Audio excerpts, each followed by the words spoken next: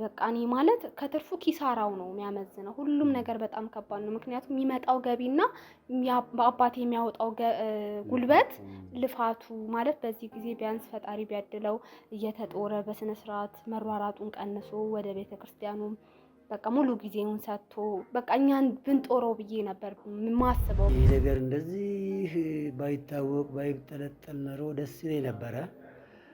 እንደዚሁ እንዳለን ተሸፍኖ ይሄን ቀን አልፋለሁ ብዬ ነበር። እንግዲህ እግዚአብሔር የፈቀደው ነውና የሚሆነው። ያው ጊዜውም አይደለም እንደዚህ የምንሆንበትም ሰዓት አልነበረም። ግን ያው አንተ ኑ ስላልከን ያው ምክንያት ይኖርሃል ብዬ ነው አባቴንም ይዤ እዚህ ድረስ የመጣሁት። የግድ መልካም ነገር መፍጠር ተኛ ይጠበቃል። ስለዚህ ይሄንን የተበላሸ ታሪካቸውን ልጆች ለመቀየር እኔን ብቻ አይደለም እኔና ልጆችን ብቻ አይደለም አካባቢውን፣ ጎረቤቱን ሁሉ ይሄን የሚያውቀውን ሁሉ ይቅርታ መጠየቅ አለባቸው።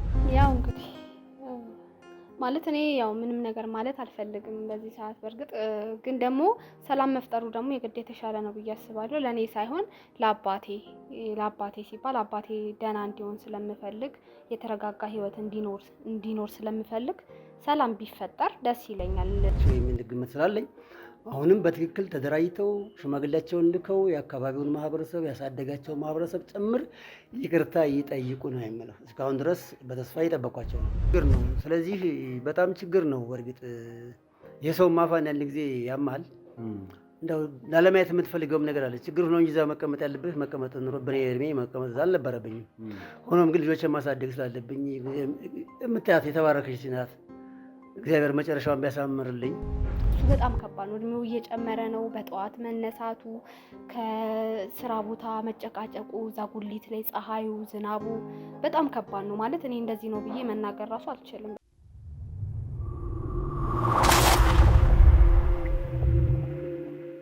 ከሁሉ አስቀድሜ የባለ ታሪካችንን ታሪክ ሰምታችሁ በአፋጣኝ ምላሽ የሰጣችሁኝን ወዳጅ ዘመዶቼን ከልብ ማመስገን እፈልጋለሁ። ከምስጋና መጀመር ነው የምፈልገው። ይሄንን ፕሮግራም ዛሬ እጅግ በጣም ለየት ያለ ፕሮግራም ይዘን መተናል። በምን ምክንያት ተለየ? ከፕሮግራሙ የምታገኙት ነው የሚሆነው። ብዙዎቻችሁ የእኚህን አባት ታሪክ ከሰማችሁ በኋላ ባሳለፉት ነገር፣ በሄዱበት መንገድ፣ ባጋጠማቸው ነገር ማዘናችሁን፣ ልባችሁ መሰበሩን ስትነግሩን ቆይታችኋል።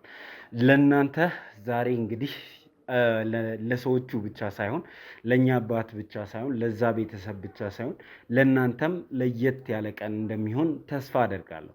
ዛሬ ለየት ባለ ፕሮግራም መጥቻለሁ ስል የእኚህን አባት ጉዳይ ስትከታተሉ የነበራችሁ ሰዎች እናንተን የሚያስደስት ነገር እኛም በግላችን ደስ ያለን የተደሰትንበትን ነገር ይዘን ስለመጣን ነው። ከሁሉ አስቀድማችሁ ይህንን ቪዲዮ ላይክ ማድረግ እንዳትረሱ።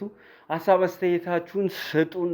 እልል የሚያስብል ነገር ካያችሁ እልል እንድትሉ ፈልጋለሁ። እጅግ በጣም ደስ የሚል ነገር እንደሚሆን ተስፋ ስለማደርግ ማለት ነው። ከሁሉ አስቀድሜ ግን የተረሳ አንድ ነገር አለ። ሰላም ሰላም ሰላም ሰላም ውድ የዞላ ቲዩብ ቤተሰቦች እንደምን አላችሁ? ሰላም ደስታና ፍቅር ለእናንተ ይሁን እያለን እንግዲህ የዛሬው ፕሮግራማችን ተጀመረ ማለት ነው። የዛሬው ፕሮግራማችን በመግቢያ ላይ ልጠቅስላችሁ እንደሞከርኩት እጅግ በጣም ለየት ያለ ነው። የደስታ ነው፣ የዓለም ነው፣ የሲሳይ ነው የሚያስብል ነው እና ስለዚህ ይህንን የደስታ የዓለምና የሲሳይ ፕሮግራም እስከ መጨረሻው ድረስ እንድትከታተሉ ስል ከወዲሁ ግብዣይን ማቅረብ እፈልጋለሁ። ብዙዎቻችሁ ጠፍታል ዞላ እያላችሁ ነው። እንግዲህ እኔ ጠፍቼ ሳይሆን ቪዲዮዎቼ ለብዙ ሰዎች እየደረሱ አይደለም። ይህም የሚሆነው እንግዲህ ቪዲዮዎቹን ጨርሶ ካለማየት ጀምሮ ብዙ ነገሮች ሲያጋጥሙ ነው ዩቲዩብ ብዙ ሰው ጋር እንዳንደርስ የሚያደርገን። ስለዚህ እንግዲህ አደራዬ ለእናንተ ነው። ይህንን ቪዲዮ ለወዳጅ ዘመዶቻችሁ በዚህ ታሪክ ዙሪያ ላዘኑ ሀሳብ ለሰጡ ሰዎች ሼር እያደረጋችሁ ይህንን ቪዲዮ እንዲደርስ በማድረግ ተባበሩ ማለት እፈልጋለሁ። እስከ መጨረሻው ድረስ ደግሞ ማየታችሁ እንዳይረሳ። ቪዲዮ ጨርሳችሁ ባያችሁ ቁጥር ዩቲዩብ ለኛ ተመልካች አላቸው ብሎ ስለሚያስብ ለብዙ ሰው ስለሚያደርሰም ማለት ነው። እንግዲህ ላለፉት ቀናት ከኚህ አባት ጋር ቆይታ አድርገናል። ቆይታችንም የነበረው እሳቸውን ከሚሰሩበት ከጉልት ጀምሮ የጉልት ህይወት እንዴት ነው የሚል ጥያቄ አንስተንላቸዋል። አብዛኞቻችሁ ደግሞ በሶሻል ሚዲያ ሲሰራጭ የነበረውን የእኚህን አባት ኑሮ አይታችኋል። በዝናብ እዛ ጉልት ላይ እንዴት አይነት ህይወት እያሳለፉ እንደነበር ከሳቸውም አንደበት ሰምተናል። ስራውን መስራት ይፈልጋሉ፣ ስራውን እየሰሩት ይገኛሉ። ምክንያቱም አሁን ጡረታ ላይ ናቸው። 2 ልጆቻቸውን ማሳደግ አለባቸው። በገዛ ልጃቸውም ተክደዋል። ስለዚህ እኛ አባት በጥንካሬ ነው የሚታወቁት። ለአብዛኞቻችን አርአያ የሆኑ አባት ናቸው። ዛሬ እንግዲህ እስቲ ዝንጥ ብላችሁ ኑ ብዬ ከልጃቸው ጋር ቀጥሬያቸዋለሁ። እናንተን የሚያስታውሰውን አጭር ቪዲዮ አይታችሁ ስትመለሱ እነሱን እዚህ ጋር አድርጌ ፏ ብለን እንገኛለን ማለት ነው። እስከ መጨረሻው ድረስ አብራችሁ ነው።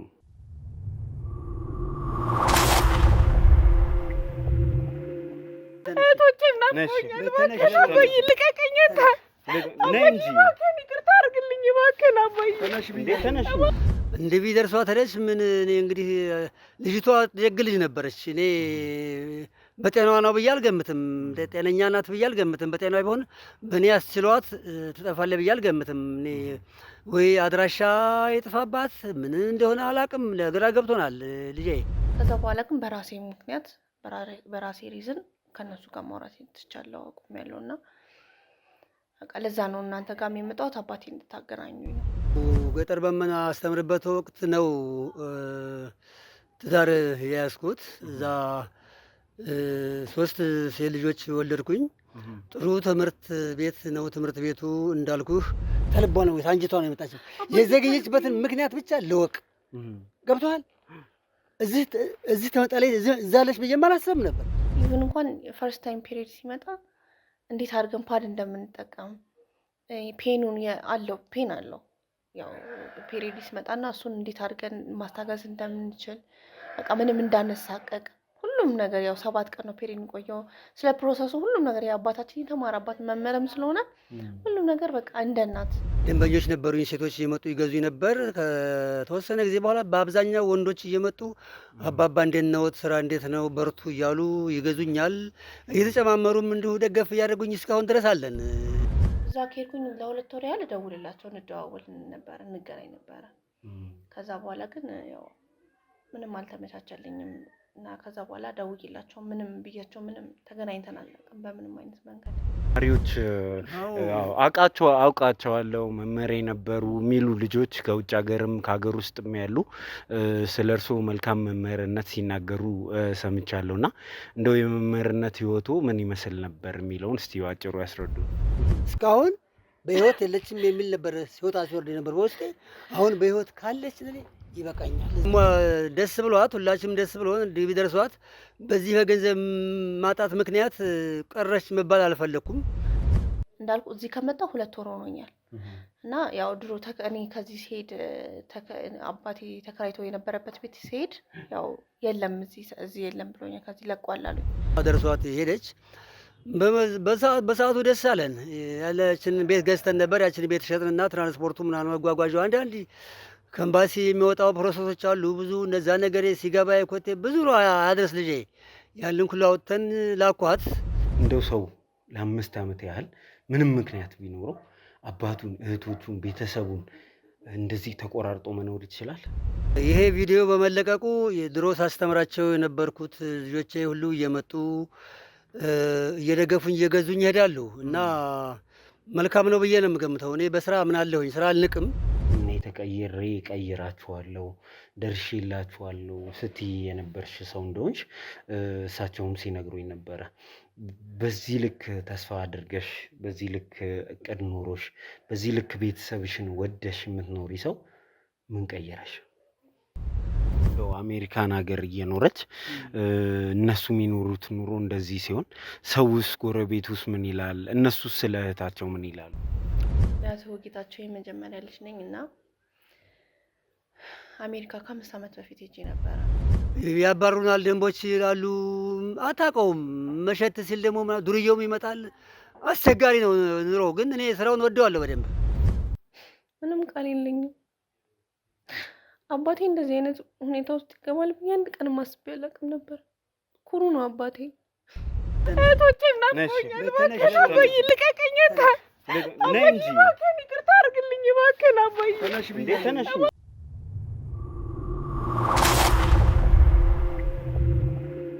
እሺ እንግዲህ ተመልካቾቻችን ተመልሰን መጥተናል። ያው ተመልሰን ስንመጣ ደግሞ እንደዚህ አምሮበት ስላየው በጣም ደስ ብሎኛል። እንግዲህ አሳምረሻቸው ነይ ብዬሽ አንቺም አምሮብሽ ነው የመጣሽው። ባልከኝ መሰረት አባቴንም እኔንም እንደዚህ ፈሽ ብለን መተናል። ያው ለምን እንደጠራኸኝ ግን አልገባኝም። ያው ጊዜውም አይደለም እንደዚህ የምንሆንበትም ሰዓት አልነበረም። ግን ያው አንተ ኑ ስላልከን ያው ምክንያት ይኖርሃል ብዬ ነው አባቴንም ይዤ እዚህ ድረስ የመጣሁት። እንደዚህ ስላየሁት ደስ ብሎኛል። የእርሱ ጉዳይ እንግዲህ ብዙዎችን ያሳዘነ ብዙ ነገር የሆኑ አባት ነው። ግን ያንን ሁሉ በነጭ ልብስ የሸፈንን ነው። በእንደዚህ አይነት መልክ ስለተገናኘን ደስ ብሎኛል። እኔም ደስ ብሎኛል። አመሰግናለሁ። እንግዲህ በአጋጣሚ ይህ ነገር እንደዚህ ባይታወቅ ባይጠለጠል ኖሮ ደስ ይለኝ ነበረ።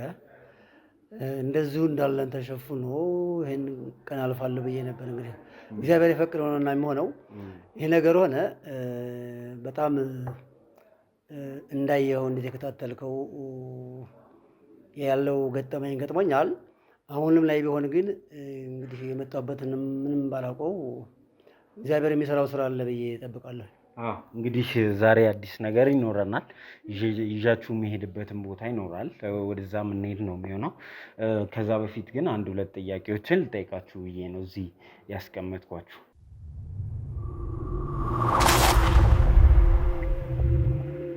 እንደው ባለፈው እሱ ሀሳብ አቅርበው ነበረ። አንቺም የልጁን ቤተሰቦች ማወቅ ስላለባቸው እንደው ሽማግሌ ልካችሁ በወግና በስርዓት ቢሆን እርቅም ሰላም ማውረድ ካለብን በዛ መንገድ ቢሆን የሚል ነገር አንስተው ነበር። እንደው ተሳካ? እንደዛ አረገች? ምንም ነገር የሆነ ነገር የለም። እስካሁን ድረስ በጣም ነገር የለም። በእርግጥ ሆኖ ጉዳዩን ስታስብ የግድ መልካም ነገር መፍጠር ተኛ ይጠበቃል። ስለዚህ ይህንን የተበላሸ ታሪካቸውን ልጆች ለመቀየር እኔን ብቻ አይደለም እኔና ልጆችን ብቻ አይደለም አካባቢውን፣ ጎረቤቱን ሁሉ ይሄን የሚያውቀውን ሁሉ ይቅርታ መጠየቅ አለባቸው። ታንጀታቸው ከሆነ ልባቸው ተሰብሮ ከሆነ ይቅር ሊላቸው ይገባል። እግዚአብሔር ይቅር በሉ ነው የሚለው። እኔም መንፈሳዊ ሰው ነኝ። እኔ እሱ ነው ተጫነኝ። ሌላ ውስጥ ለመግባት አስቤ ነበርና አሁን እንግዲህ ያንን ትቼ ይቅር ብያቸዋለሁ። እኔ ግን የእኔ ብቻ ይቅርታ ለነሱ የሚሆን አይደለም። እቺ አዲስ የተወለደች ልጅ አለ ገና እንዴት ነው የሚያሳድግ? አሁንም ተስፋ አልቆርጥም።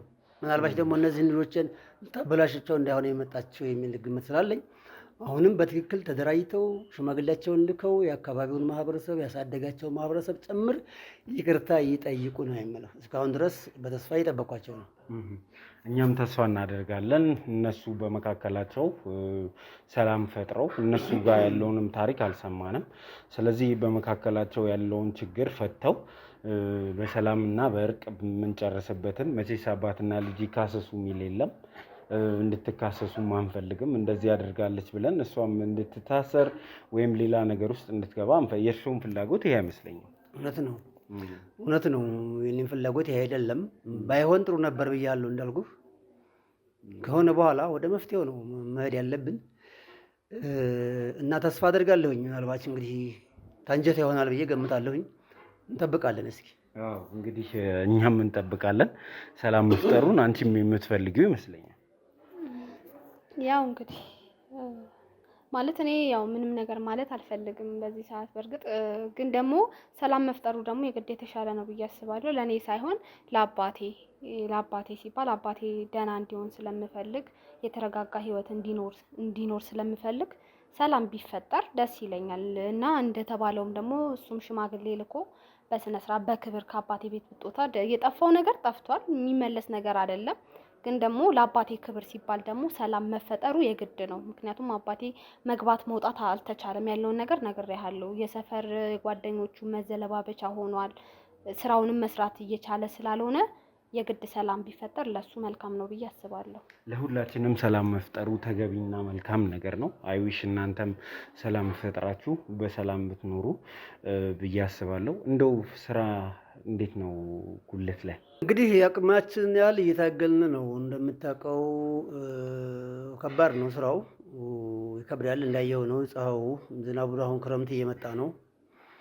አስቸጋሪ ነው እንግዲህ እኔ በአካባቢው ህብረተሰብ ዘንድ በአካባቢው ነዋሪ ዘንድ በጣም ጥሩ ቀረቤታ ተቀባይነት አለኝ። እግዚአብሔር ይመስገን እና በተለያየ ማህበራዊ ድርጅቶች ይመርጡኛል። ደግሞ በኮሚቴነት መልኩ በዛ እንደው መኖር ያሉት መቼም ኑሮት አሉት ላይም እያገኘ ነው አይደለም እና ወደ ማቆሙ ነው። እውነት ነው፣ ችግር ነው። ስለዚህ በጣም ችግር ነው። በእርግጥ የሰው ማፋን አንድ ጊዜ ያማል። እንደው ላለማየት የምትፈልገውም ነገር አለ። ችግር ነው እንጂ እዛ መቀመጥ ያለብህ መቀመጥ ኑሮ በኔ እድሜ መቀመጥ አልነበረብኝም። ሆኖም ግን ልጆችን ማሳደግ ስላለብኝ የምታያት የተባረከች ናት። እግዚአብሔር መጨረሻውን ቢያሳምርልኝ በእሷ ተስፋ አለን። እንግዲህ እስቲ እነሱን እንዳይከፋቸው እነሱን ቁም ነገር ለማድረስ ታለኝ ፍላጎት የተነሳ ነው ይህን ሁሉ ነገር እያደረግኩ ያለሁት እስከ መጨረሻው ድረስ አቅሜ እስከቻለ ድረስ መቼም ያው ልጆችን ለማሳደግና ቁም ነገር ለማድረስ ቃል የገባሁት ጋር ስለሆነ መጨረሻው ድረስ እሄድበታለሁ። ቀላል አይደለም ስራው፣ ግን እንደምታዩት ከባድ ነው። እናየዋለን እንግዲህ። እንዴት ነው ስራ እየተሰራ ነው? አንቺም ስለምታግዣቸው ስለነበር። አዎ ማለት ያለው ነገር ትንሽ ከባድ ነው። ምክንያቱም አባቴ ከዚህ ወዲያ እድሜው እየጨመረ እንጂ እየቀነሰ የሚመጣ ነገር የለም። የወጣትነቱን ጊዜ እኛን በማኖር ጊዜውን ፈጅቷል። አሁን ደግሞ በጣም ከባድ ነው። በቃ ማለት ጊዜውም የኑሮ ውድነቱም ሁሉም ነገር እየጨመረ ነው ማለት እንደውም እኔ አባቴ ስለሆነ ነው ይሄን ስራ እየሰራ ያለው ብዬ ነው ማስበው። ምክንያቱም በጣም መልካም ሩሩ ስለሆነ እግዚአብሔርም እየረዳው ስለሆነ ነው እንጂ በቃ እኔ ማለት ከትርፉ ኪሳራው ነው የሚያመዝነው። ሁሉም ነገር በጣም ከባድ ነው። ምክንያቱም የሚመጣው ገቢና በአባቴ የሚያወጣው ጉልበት ልፋቱ ማለት በዚህ ጊዜ ቢያንስ ፈጣሪ ቢያድለው እየተጦረ በስነ ስርዓት መሯራጡን ቀንሶ ወደ ቤተ ክርስቲያኑም በቃ ሙሉ ጊዜውን ሰጥቶ በቃ እኛን ብንጦረው ብዬ ነበር ማስበው። ግን ያው እንደምታውቀው ህይወት ደግሞ እኛ በምንፈልገው መንገድ አይደለም፣ ያው ፈጣሪ የፈቀደው አይደለም የሚሆነው እና በጣም ከባድ ነው። በቃ አባቴ በዚህ ሰዓት ማለት በጣም ለሱ በጣም ከባድ ነው። እድሜው እየጨመረ ነው። በጠዋት መነሳቱ፣ ከስራ ቦታ መጨቃጨቁ፣ እዛ ጉሊት ላይ ፀሐዩ፣ ዝናቡ በጣም ከባድ ነው። ማለት እኔ እንደዚህ ነው ብዬ መናገር ራሱ አልችልም። በቃ በጣም እንግዲህ በቻልነው መጠን የምንደግፍበትን መንገድ እናመቻቻለን። ይሄ አይቀርም፣ ባለፈውም ቃል ገብቻለሁ።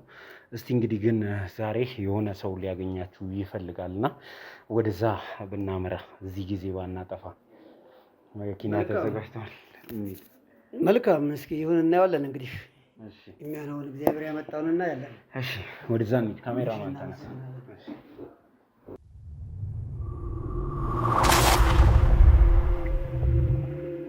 ሰላም ነው። እንዴት ነው? እሳቸው ናቸው እንግዲህ። እሳቸው ናቸው እንዴ? እሳቸውን ይዤ የመጣሁት። በስመ አብ፣ እኚህን ጠንካራ አባት ይዛቸው መጣ። አዎ፣ ዛሬ እንግዲህ እሳቸውን እዚህ ይዣቸው መጥቻለሁ። ለምን እንደመጡም አያውቁም። መልካም። እውነት በጣም ታሪካቸው በጣም ገራሚ ታሪክ ነው ያላቸው። እንዴት ጠንካራ አባት እንደሆኑ እኔ ማስተውያለሁ፣ አይቻለሁኝ። ጥሩ መምህርም ናቸው። ተማሪዎቻቸውን ሲመሰክሩልን ነበር። ኤኒዌይስ ቁጭ ብለን በደንብ ስለሳቸው የምናወራ ነው የሚሆነው። ኧረ ቁጭ ብለን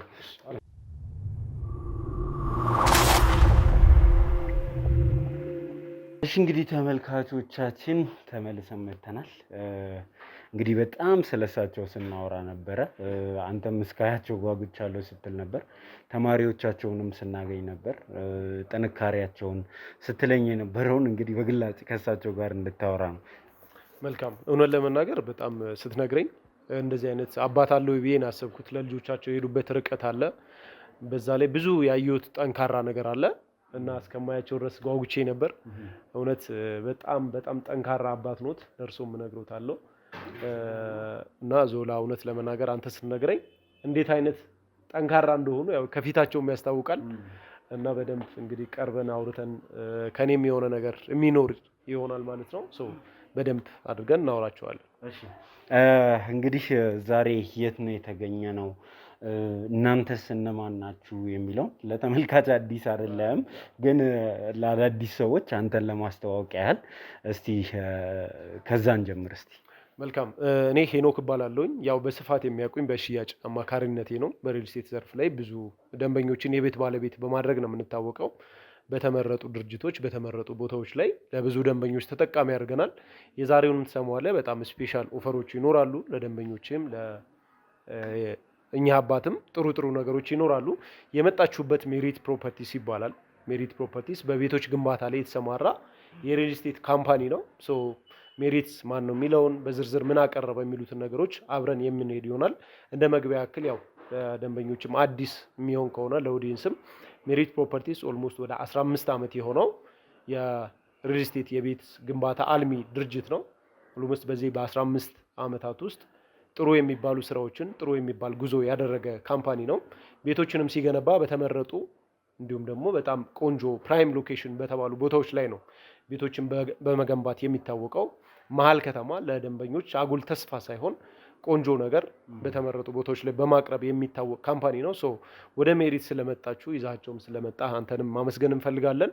እሳቸውንም በድጋሚ እንኳን ደህና መጣችሁ ማለት እንፈልጋለን። እሺ እንኳን ደህና ቆየኝ። ያው እንግዲህ ሄኖክ እኛ እየተገናኘን አንዳንድ መሰራት ያለባቸው ስራዎች ስለነበሩ ስንሰራ ነበር። ስለሳቸውም በዛ አጋጣሚ ነው ብዙ ለመስማት እድል ያገኘው። ከተማሪዎቹ ምስክርነት ሲሰጥ ነበር። ምን አይነት መምህር እንደነበሩ የጂኦግራፊ መምህሬ ናቸው። ዛሬ እሳቸውን እዚህ ላይ ማግኘት እንደዚህ ሆኖ ማግኘት በጣም የሚያሳዝን ነው ያሉ ብዙ ተማሪዎች አሉት። የሰሩት ስራ ያው በልጆ ባይሳካም ቤት ውስጥ ባይሳካም ብዙ ልጆች ግን እንዳፈሩ ያየንበት ነው። ዛሬም እዚህ እንዲገኙ ያደረግንበት ምክንያት እሱ ነውና ኤኒዌይስ እኛ ብዙ ጊዜ እንደዚህ አይነት ፕሮግራሞች እንዲህ አይነት ቦታ ላይ ስንገኝ የመጣንበት ድርጅት ራሱን በደንብ እንዲያስተዋውቅ እድል እንሰጣለንና በስፋት ደግሞ ሰዎች አማራጭ ይፈልጋሉ። በቤት ሽያጭ ውስጥ አንተ ብዙ አመት እንደመቆየት ሜሪት ጋር ያሉትን አማራጮች ዝርዝር ታውቃለህ ብዬ አስባለሁ። ስለዚህ ሜሪት ምን አይነት አማራጭ ያለበት ቤት ነው የሚለው እስቲ በሰፊው አጫውተን። እሺ መልካም። ያው ቀድመን በመጀመሪያ አካባቢ እንደነገርኩ ሜሪት ፕሮፐርቲስ የሚታወቀው በተመረጡ ቦታዎች ላይ አፓርትመንቶችን በመገንባት ነው የሚታወቀው። በተባለበት ጊዜ ለደንበኞች በማስረከብ ማለት ነው።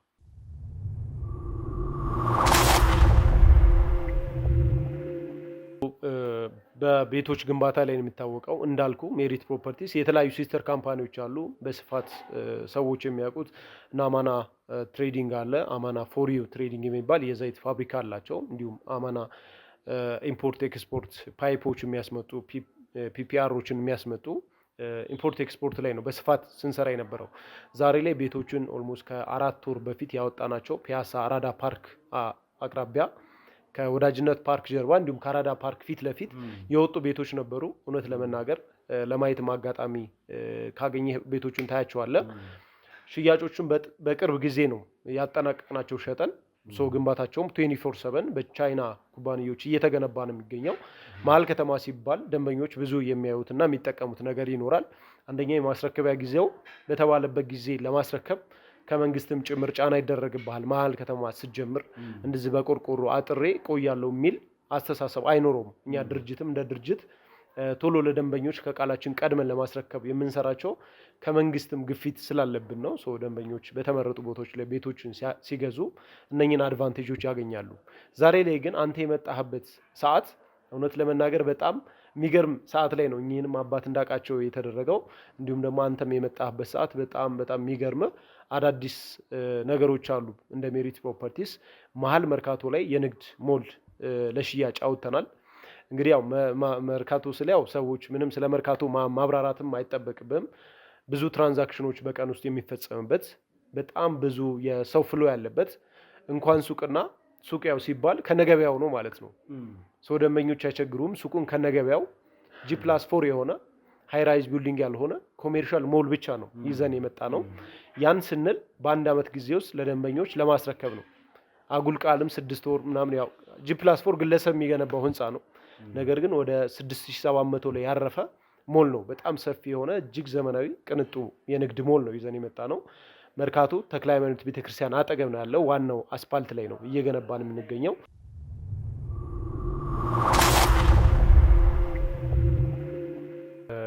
መርካቶ ላይ G+4 ሁለት ቤዝመንት ያለው G+4 ብቻ የሆነ የንግድ ሞል ነው የወጣው። እንዳልኩ ሃይራይዝ አይደለም። ከላይ ምንም አይነት ቤት የለውም። ኮሜርሻል ሴንተር ብቻ ነው። ደንበኞችን ያሰለቸው ሱቅም እስከዛሬ ድረስ ቢወጣ ለሽያጭ ከላይ ወይ አፓርትመንት ይኖረዋል። ሚክስድ ዩዝ ነው የሚሆነው። ያ ደግሞ ላይክ ለቦታውም ትልቅ ትርጓሜ ይሰጣል። መኖሪያ ሲባል ገባ ማለት አለበት። ሱቅና መኖሪያ አንድ ላይ ተቀላቀለ ማለት ሱቁም ገባ ይላል ማለት ነው። የንግድ ሞል ብቻ ሲሆን ግን ለንግድ ፐርፐዝ ብቻ እየተሰራ ነው ማለት ነው። እነኚህን ሱቆች ለሽያጭ ስናወጣቸው እንዳልኩ የመጣህበት ታይም አዲስ ብሎክ ላውንች ያደረግንበት ነው። አዳዲስ ብሎኮች ላውንች ሲደረጉ ብዙ አድቫንቴጆች አሉ። ያው ፈርስት ካም ፈርስት ሰርቭድ ነው። መጀመሪያ የመጣ ሁሌም ተጠቃሚ ነው የሚሆነው እና አሁን አንተ የመጣህበት ሰዓት ሱቆችን በኔት ኤሪያ ብቻ ነው የሚሸጣቸው፣ በኔት ካሬ። ያ ማለት ምንም አይነት ግሮስ ያልተካተተበት የመኪና ፓርኪንግ፣ ኮሪደር፣ ደረጃም ሊፍት የሚባል ነገር ካሬያቸው ውስጥ አይካተትም። ይሄን ያደረግነው እንዳልኩ ለሁሉም ሳይሆን ለፕሮሞሽናል ፕራይስ ነው። ለትንሽ ሱቆች ኦልሞስት ለ10 ኮታ ነው ያወጣናቸው። ለ10 ሱቆች የሚሆኑ ለመጀመሪያዎቹ ሱቆችን በኔት ኤሪያ ነው የምንሸጣቸው። ለምሳሌ ሱቆቹን በ11 ካሬ፣ በ16፣ በ22 እና በ32 ካሬ ስታንዳርድ ነው ያወጣናቸው ለሽያጭ። ዝቅተኛ ገቢ ያላቸውም ማግኘት ይችላሉ፣ ከፍተኛ ገቢ ያላቸውም ሱቆችን ማግኘት ይችላሉ። እየቀላቀሉ ከግራውንድ እስከ 3ኛ ፍሎር ድረስ ሱቆችን ማግኘት ይችላሉ። እንዳልኩ ነው አሁን ምን ነገርኩ፣ መርካቶ መሆኑ ሱቁ የንግድ ሞል ብቻው ነው። በኔት ኤሪያ ነው የምንሸጣቸው። ምንም አይነት ኮመን ኤሪያ አይካተትባቸውም። ሌላኛው በአንድ አመት ብቻ ነው የምትረከበው። ስለዚህ በጣም ብዙ አድቫንቴጅ ያገኛሉ እዚህ ጋር ሱቅ የሚፈልጉ የሚገዙ ሰዎች። ያው ብዙዎቹ ቤት ገዝተው ሊሆን ይችላል። ነገር ግን ቤትና ሱቅ ያው ሱቅ 2፣ 3፣ 4 ቢሆን ችግር የለውም። ቤት መኖሪያ ነው፣ ሱቅ ደግሞ ቢዝነስ ኤሪያ ነው ብታከራየው። እንዲሁም ደግሞ ሪሴል ቫልዩ በጣም ትልቅ ነው የሚሆነው እና ዛሬ ለኛ ጋር ሲመጡ ደንበኞች እነኚህን ሱቆች በኔት ኤሪያ በጣም አፎርደብል በሆነ ፕራይስ ማግኘት ይችላሉ። እውነት ለመናገር ወደ 2 ሳምንት አካባቢ ሆነን ይሄን ላውንች ያደረግንበት 11 እና 16 ካሬዎቹ ሙሉ ለሙሉ ሶልድ አውት አድርገናቸዋል። ያው እንዳልኩ ነው ከብዙ አንግል ደንበኞች ብዙ ጥያቄዎችን ያነሳሉ። እነኛን ነገሮች ሲያነሱ ብዙ ነገሮች ይመለሱላል። የሰዎች ጥያቄ ትልቁ የማስረከቢያ ጊዜ ነው። የተቀላቀለ G+10 እና 20 መገንባት እናስረክባቸዋለን ማለት ሰውም ሰልችቶታል። ነገር ግን G+4 ሲሆን እንዳልኩ አንድ ግለሰብ መገንባት የሚችለው ስለሆነ እንደ ካምፓኒኛ ለደንበኞች ያወጣ ነው የንግድ ሞል G+4 ነው። እንደ ካምፓኒ ለኛ በጣም ቀላል ስራ ነው። ያወጣናቸውም አፎርደብል በሆነ ፕራይስ ነው። ሞል ነው። ከብዙ አንግል ደንበኞች ይጠቀማሉ። ሎኬሽኑም እንዳልኩ ተክለ ሃይማኖት መርካቶ በመሆኑ ከብዙ አንግል ተጠቃሚ ይሆናሉ ማለት ነው። ዋጋቸውም በጣም አፎርደብል ነው። እነሱንም በደንብ በዝርዝር የምናያቸው ይሆናል ማለት ነው።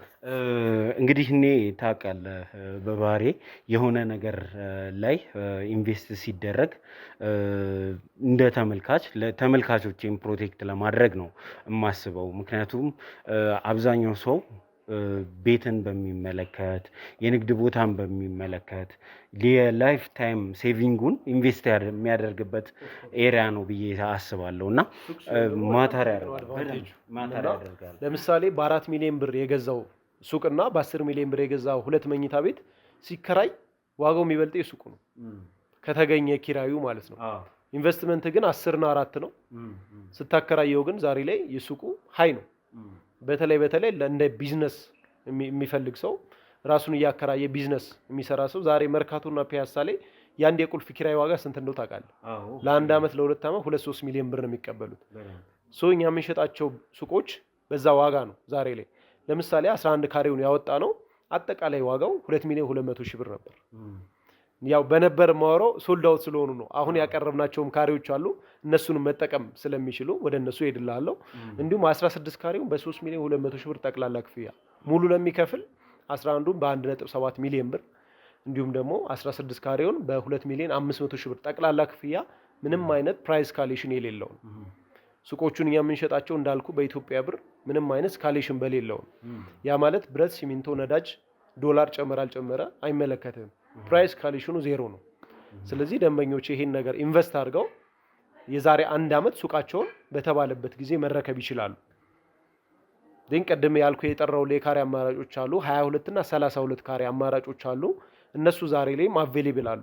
ሳይሸጡ ቀርተው ሳይሆን ላይክ ሰው ከትንሹ ነው የሚጀምረው። ብዙ ጊዜ ካየህና 22ም ኔት ኤሪያ ነው 211 ካሬ ይወጣዋል ማለት ነው በሌላ አባባል 32ም 216 ካሬ ይወጣዋል። አንድ ሱቅ ገዝተህ 2 ቢዝነስ መስራት ትችላለህ።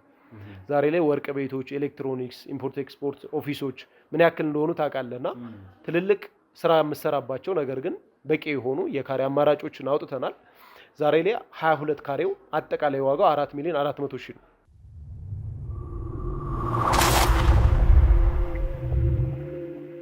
ዛሬ ላይ አቬሌብል የሆኑ ሱቆች አሉ። 22 ካሬ እና 32 ካሬ አማራጮች አሉ። እነኚህን ካሬዎች ከግራውንድ እስከ 3ኛ ፍሎር ድረስ ማግኘት ይችላሉ።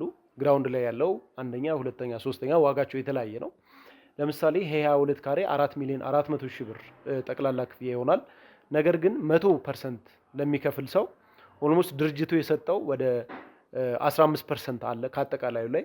እሳቸውንም ይዘመታል ዞላም መታል ወደ ቢሮአችን እኔ 5% ጨምሬ ኦልሞስት ከአጠቃላይ ወደ 20% እንዲሰጡ አደርጋለሁ። ዞላን ሄኖክን እንዲሁም እሳቸውን ጠርቶ ለሚመጣ ሰው ማለት ነው የ20% ዲስካውንት እንሰጣቸዋለን። 4.4 የነበረውን የ22 ካሬ ሱቅ ኦልሞስት በ3,500,000 ብር ጠቅላላ ክፍያ ማግኘት ይችላሉ። ያለምንም ፕራይስ ካሌሽን የዛሬ 1 ዓመት ሱቃቸው ማግኘት ይችላሉ። እንዲሁም ደግሞ ዝቅ እንላለን ካሉ ራሱ ነው ይሄንን 22 ካሬ ሁለተኛ ፎቅ ላይ በ5,500,000 ብር በቅድመ ክፍያ በ825,000 ብር ያገኛሉ። እንዲሁም ደግሞ ዝቅ ብለን አንደኛ ፎቅ ላይ 22ቱን ካሬ አጠቃላይ ክፍያቸው በ6,600,000 ብር ቅድመ ክፍያቸው በ1,900,000 ብር ማግኘት ይችላሉ። መሬት ላይም ለሚል ሰው ይህንኑ ካሬ በ8,600,000 ብር ጠቅላላ ክፍያ ማግኘት ይችላሉ። ቅድመ ክፍያቸውን በ2,600,000 ብር። እንዲሁም እንዳልኩ ይሄ የጠራው ዋጋ ኖርማል ሲሆኑ ካሽ ለሚከፍል ሰው የ20% ቅናሽ እናሰጣለን ማለት ነው። መሬት ላይ 22ቱን ካሬ በ6,900,000 ብር ማግኘት ይችላሉ። እንዲሁም ደግሞ አንደኛ ላይ በ5,500,000 ብር እያለ በሚደውሉልን በሰዓቱ በሚኖረው የ20% ቅናሽ የምናሰጣቸው ይሆናል። ወደ 32 ካሬውም ስንሄድ 32 ካሬውም በ6,400,000 ብር ጠቅላላ ክፍያ እንዲሁም በቅድመ ክፍያ በ1,900,000 ብር ማግኘት ይችላሉ። ይሄንን 32 ካሬ እንዳልኩ ሁለት ሱቅ ይወጣቸዋል። እነኚህ የካሬ አማራጮች እና እነኚህን ሱቆች በፈለጉት ፍሎር ላይ ማግኘት ይችላሉ። ትልቁ ነገር ኔት ኤሪያ ነው። ቅድም ያወራናቸው ናቸው። ቦታው ተክለ ሃይማኖት መርካቶ ነው። የፈለጉትን ቢዝነስ መነገድ ይችላሉ። ምንም አይነት ፕራይስ ካሊሽን የላቸውም። እኛ የምናስረክባቸው እነኚህ ሱቆች በ1 ዓመት ነው። ከላይ ምንም አይነት ህንፃ የለም። G+4 ነው። አሁን የመጣበትም ሰዓቱ በጣም ከገረሙኝ ነገሮች ውስጥ አንዱ ብዙ ጊዜ ስለ ሱቅ አማራጮች አውርተን እናውቃለን፣ ግን ሚክስድ ዩዝ ናቸው አብዛኞቹ። ሚክስድ ዩዝ ናቸው ወይ ደግሞ ቢልዲንጉም ራይዝ ያደርጋል እና የእናንተ በጣም እየገረመኝ ያለው ነገር የመጀመሪያው ነገር 4 ህንፃ ነው፣ 4 ፍሎር ነው። የማስረከቢያ ጊዜያችሁ አጭር ነው። አሁን ያለበትን የካሬ አማራጭ እየዘረዘርክልን ነበር። እሱ ላይ ትኩረት አድርገን በመቀጠል እንችላለን። መልካም። ሌላኛው አሁን የመጣህበት ሰዓት ያው ይታወቃል፣ ክረምት ሊገባ ነው። ደንበኞች ያው ይገነባል አይገነባ የሚል ጥርጣሬ ውስጥ መግባታቸው ስለማይቀር እስከዛሬ ሪል ስቴት ላይ እንደዚህ አይነት ጥያቄ ስላሉ ወደታች 2 ቤዝመንት አለው። ይኛ ኦልሞስት ለሽያጭ ስናወጣ ቁፋሮ ጨርሰን ነው እንቆፍራለን እንሰራለን አይደለም። ሙሉ ለሙሉ ፋውንዴሽኑ ቁፋሮ አልቆ ተጠናቆ 6,000 ካሬ አልቆ ቦታው ሬዲ ሲሆን ነው ለሽያጭ ያቀረብናቸው። ስለዚህ ያንን ቦታ ፋውንዴሽኑ መሞላት አለበት ክረምት ሳይገባ 24/7 ስቲል አሁን ብትሄድ ማታ ብትሄድ እየተገነባ ነው የሚገኘው። ግንባታቸው የፋውንዴሽን ስራው እየተሰራ ነው። ቀጣይ ፔመንታቸውንም በግንባታው መሰረት ነው የሚከፍሉት። ግንባታውን እያዩ ነው ቀጣይ ፔመንታቸውን የሚከፍሉት። ለታጠረ ቆርቆሮ በ2 እና በ3 ወር ክፈሉ አይደለም የሚለው ድርጅቱ። እንደ ሜሪት ፕሮፐርቲስ እነኚህን ሱቆች ስናወጣ ክፍያቸውን በግንባታው መሰረት በ1 ዓመት ውስጥ በ7 ጊዜ አከፋፈል ስኬጁል ነው ያወጣንላቸው። ሱቆቹ እስከሚጠናቀቁ ድረስ የደንበኞችም ክፍያ በዛው ልክ የሚሄድ ይሆናል ማለት ነው። እንዳልኩ በጣም ትልልቅ ኦፈሮች ነው ያሉት ዛሬ ላይ ስትመጣ። ለምን አዳዲስ ነገር ላውንች ሲደረግ ከማስተዋወቅም አንጻር ነው። ይሄ ፕሮሞሽናል ፕራይስ ነው፣ ቀጣይነት የለውም። በዚህ ኔት ኤሪያ በዚህ ዋጋ በዛ ኤሪያው በጣም ያው መርካቶ እንግዲህ እንደሚታወቀው ቢገስት ኢን አፍሪካ የሚሉት በአፍሪካ ደረጃ ትልቁ ኦፕን ማርኬት ያለበት ትልቁ ገበያ ያለበት ኢምቢሊየንስ የሚንቀሳቀስበት ኤሪያ ነው እና ከዛ ኤሪያ አንጻር የእናንተ ፕራይስ የካሬ ፕራይሳችሁ እንዴት ነው የሚለው ብዙውን ያሳስባል። ሱቁን ገዝቼ ያው ገበያውን አይባልም መርካቶ ላይ ሱቁም ገበያውም አንድ ላይ ነው። ሱቅ ስንሸጥልህ ገበያውንም ሸጥንልህ ማለት ነው። ለምን አይተህ ከሆነ እዛ አካባቢ ያለ ፍሎ በጣም ብዙ ነው። ምናልባት መርካቶን ሲያስብ ጭንቅንቅ ሊታየው ይችላል ሰው። 2 ቤዝመንት ለመኪና ፓርኪንግ የራሳቸውን አዘጋጅተናል እዛው ህንፃው ላይ ያልኩ። እንዲሁም ደግሞ ከፊት ለፊቱም ብዙ ገባ ብለን የሰራናቸው የተውናቸው ቦታዎች አሉ ለመኪና ፓርኪንግ ማለት ነው። አሁን ላይ ያለው የመንግስት አካሄድ የከተማዋ ማስተር ፕላን ነው። አይተህ ከሆነ እሱን ተከትለን ከመንግስት ከሚሰራቸው ኮሪደር ልማቱን ተከትሎ በጥንቃቄ ከዋናው አስፓልት ገባ ያሉ እዛ ዋናው አስፓልት ሆኖ በደንብ ለኮሪደር የተተወ ቦታ ላይ በጣም የሚያምርና እጅግ ዘመናዊ የሆነ ሞል ነው የሚገነባው ነው ለመናገር ሞሉ በጣም ብዙ ነገሮችን ያካትታል ዝም ብሎ ሱቅ ብቻ አይደለም እንዳልኩ የተለያዩ ኦፊሶች ይኖራሉ ከላይ 4 ነው ብያለሁ ሱቆቹን ስነግርህ ግን እስከ 3 ነበር አራተኛ ላይ የተለያዩ ሬስቶራንቶች ይኖራሉ መዝናኛ ኤሪያዎች አሉ አራተኛ ላይ ማለት ነው ብዙ ነኝን አክሰሶች ያገኛሉ የመኪና ፓርኪንግ ችግር አይኖርባቸውም ኢቭን ኔት ኤሪያ ተብሎ እንኳን ስታንዳርድ አይተህ ከሆነ የመኪና ማረፊያ 8 ካሬ ነው 22 ካሬ ለመሸጥ ቢፈልግ ይሄ ድርጅት 30 ብሎ ነው የሚያወጣው ማለት ነው ሞል ሲሆን ደግሞ ብዙ ፍሎ ይበዛል እግረኛ ይበዛል ስለዚህ ብዙ የምታዋቸው ኤሪያዎች አሉ እነኛ ሁሉ ድርጅቱ ላይ ነው የሚጫኑት ማለት ነው ለመጀመሪያዎቹ 10 ደንበኞች ይሄ ደንበኞች የሚረዱት ነገር ነው ባይዙ በኔት ኤሪያ የትኛውም ቦታ ሱቅ አይሸጥም ኢቭን 30% እና ከዛ በላይ ኮመን ኤሪያ ይካተታል ደንበኞች የሚረዱታል ነገር ግን ዛሬ ላይ ሲመጡ እነኚህን አድቫንቴጆች ያገኛሉ እኛ ጋር ሲመጡ እነኚህን ነገሮች እውን አድርገን ዞላም ብለው ሲመጡ እንዳልኩ ነው እንግዲህ እኔ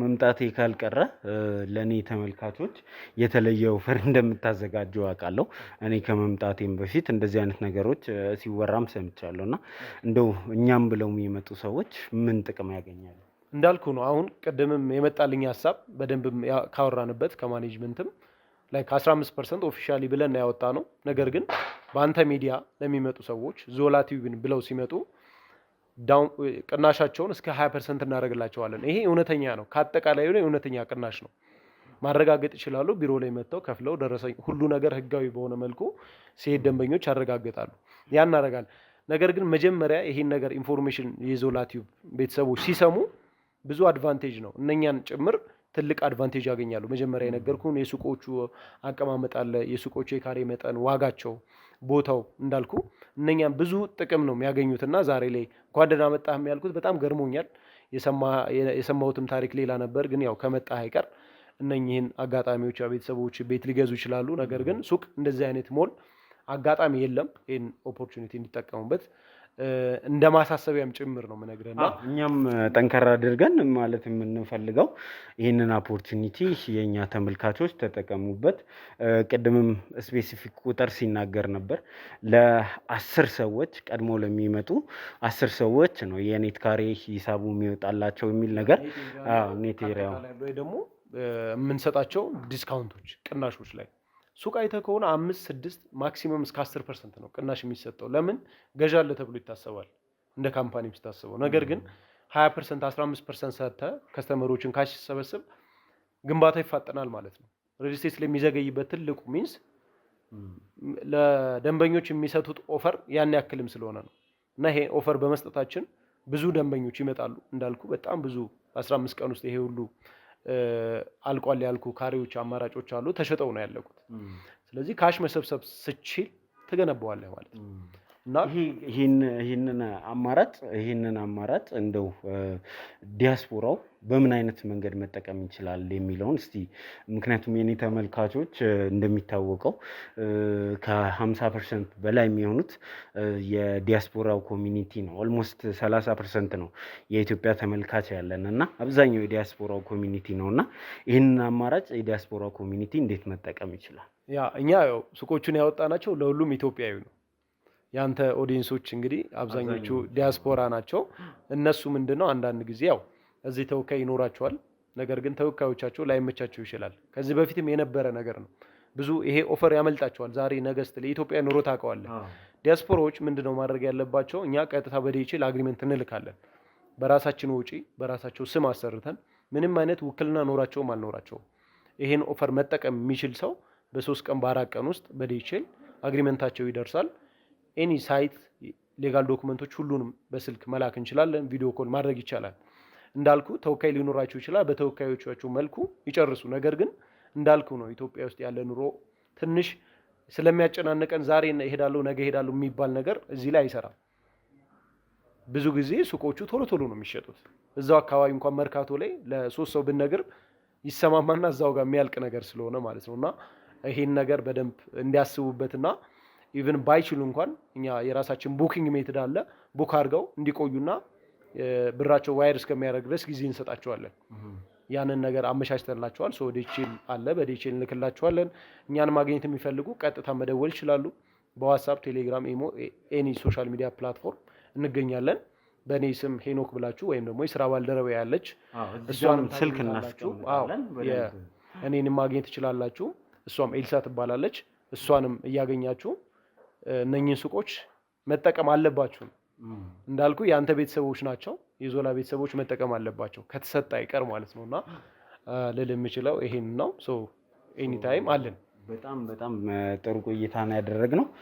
የምንመለስባቸው ነገሮች ይኖራሉ፣ ግን እነፋዘርን እንደዚህ ቁጭ አድርገናቸው ብዙ ስናወራ እንደው ለምን መጣን የሚል ጥያቄ ማንሳታቸው አይቀርምና ስለዚህ ለነሱ ለምን እዚህ እንደተገኘን መናገር እፈልጋለሁ።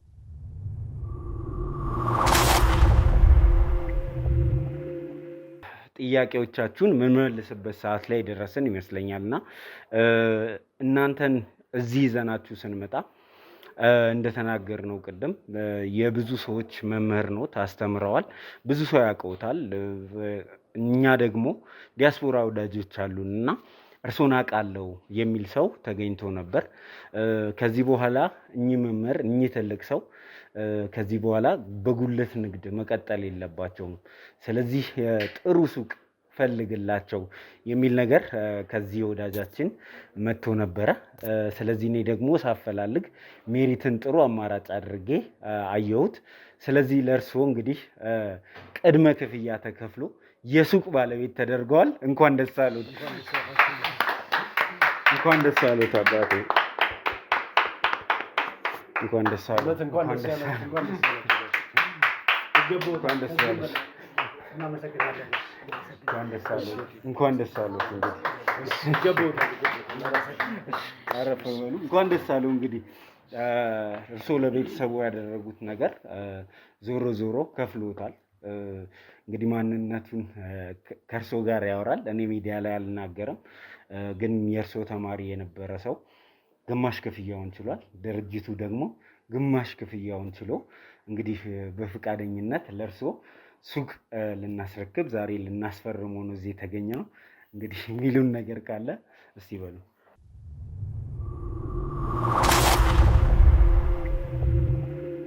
በእውነት የተሰማኝን ደስታ በዚች የአጭር ሰዓት የምገልጽበት ቃላት የለኝም።